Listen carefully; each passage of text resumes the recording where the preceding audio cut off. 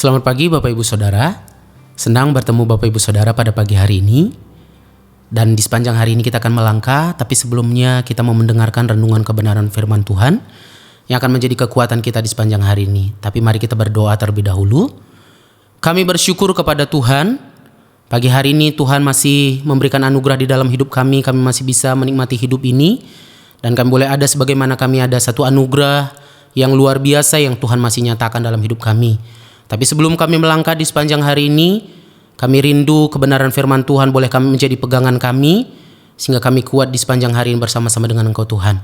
Terima kasih Bapa yang baik, kami siap untuk mendengar kebenaran firman Tuhan, di dalam nama Tuhan Yesus Kristus. Haleluya, amin. Bapak Ibu, pagi hari ini saya mau berbicara kepada kita semuanya dengan tema yaitu dasar yang benar atau iman yang benar ya. Kalau berbicara tentang dasar, ini berbicara juga tentang pondasi. Kalau berbicara tentang pondasi, berbicara juga tentang sebuah bangunan. Dasar yang benar, pondasi yang benar akan menentukan kekuatan dari bangunan tersebut. Ya, mari kita lihat di dalam Matius pasalnya yang ke-7, ayat yang ke-24 sampai dengan ayat yang ke-25. Firman Tuhan, "Setiap orang yang mendengar perkataanku ini dan melakukannya, ia sama dengan orang yang bijaksana yang mendirikan rumahnya di atas batu. Kemudian turunlah hujan dan datanglah banjir. Lalu angin melanda rumah itu, tetapi rumah itu tidak rubuh sebab didirikan di atas batu." Dari ayat-ayat ini kita bisa melihat tadi seperti yang sudah saya sampaikan. Kekuatan dasar itu menentukan juga kekuatan bangunan tersebut. Sama dengan iman kepercayaan kita, dasar kita itu akan menentukan bagaimana kekuatan iman kita, bagaimana sikap kita di dalam melangkah, di dalam mengambil keputusan, ataupun di dalam menyikapi satu masalah. Jadi iman itu, dasar itu akan menentukan. Ya, mari kita lihat sebuah contoh dari satu tokoh di dalam Alkitab, yaitu di dalam 1 Samuel pasalnya yang ke-17. Dari ayat-ayat ini kita bisa melihat cerita tentang Daud menghadapi Goliat.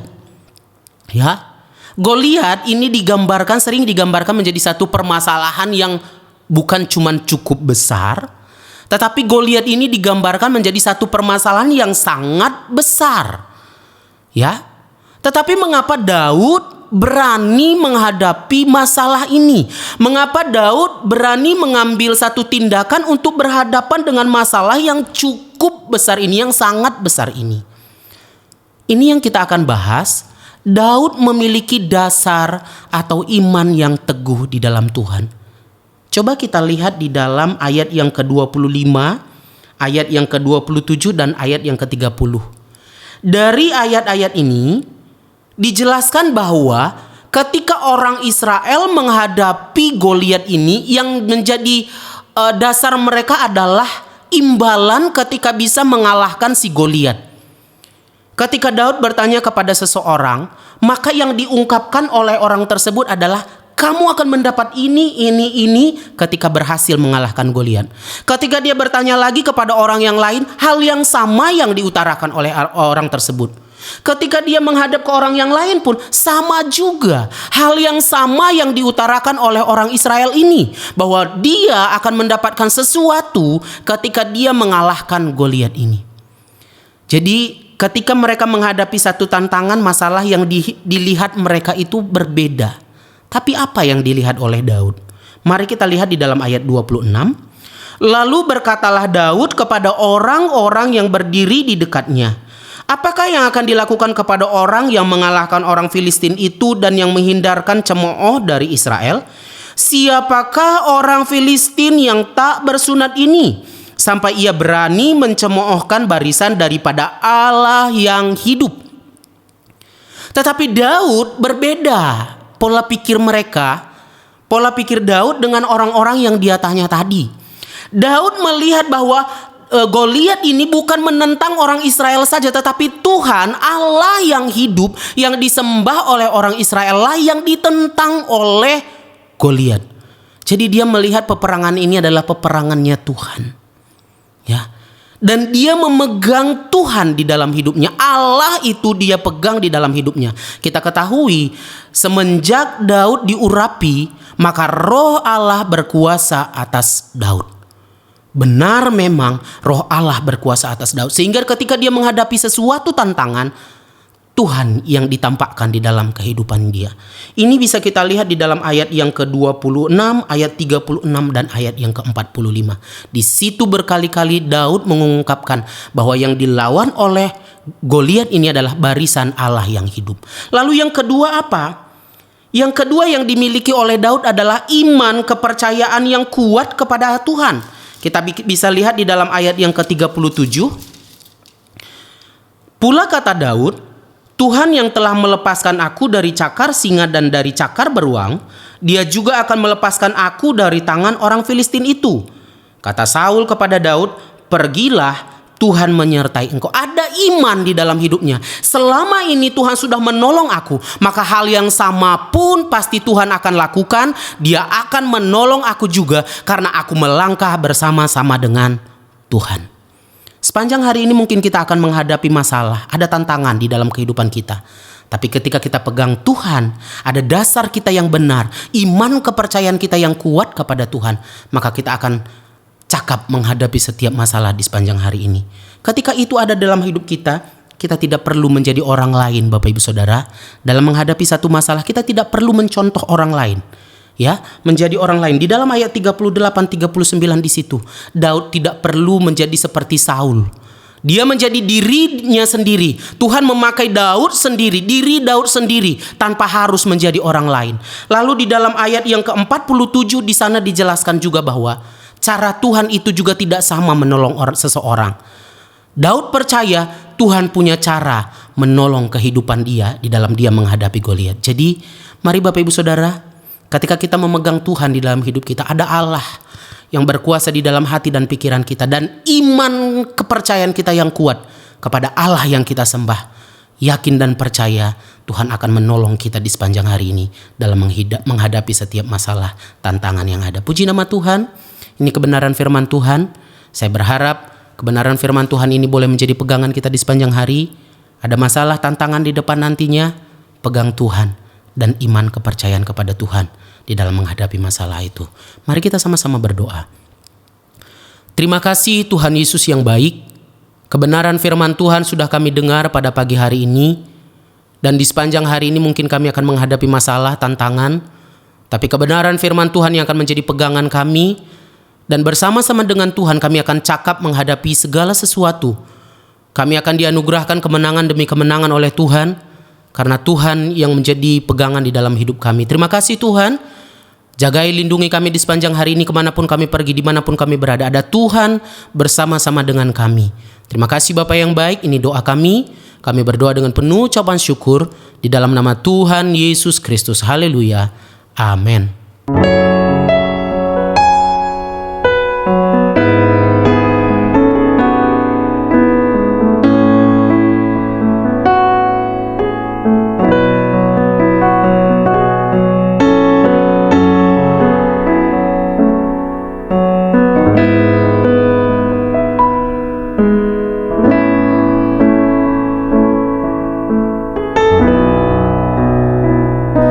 Ku sadar tak semua dapat aku miliki di dalam hidupku, hatiku percaya rancanganmu bagiku adalah yang terbaik. Walau ku tak dapat melihat semua rencanamu Tuhan, namun hatiku tetap memandang padamu. Kau tuntun langkahku, walau ku tak dapat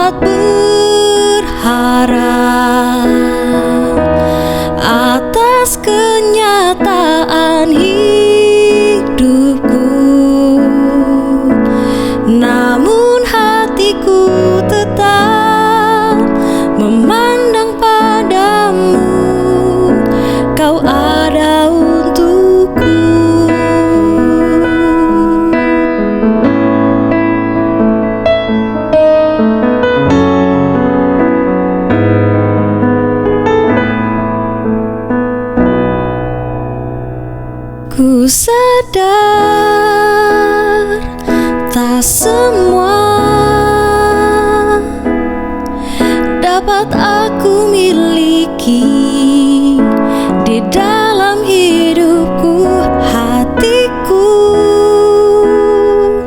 percaya rancanganmu bagiku adalah yang terbaik.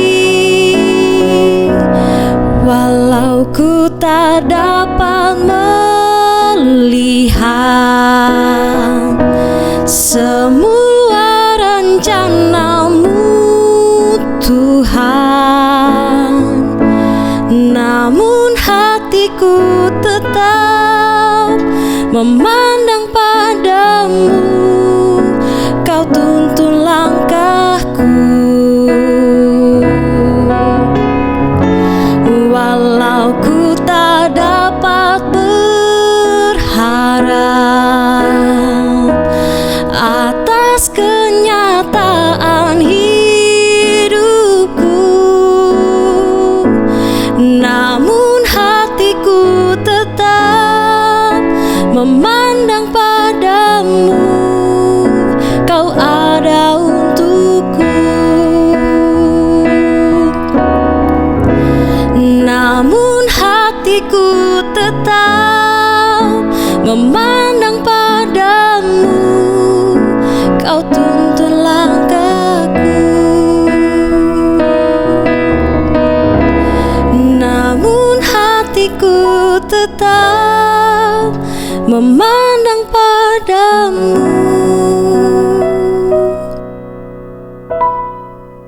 Kau ada untukku.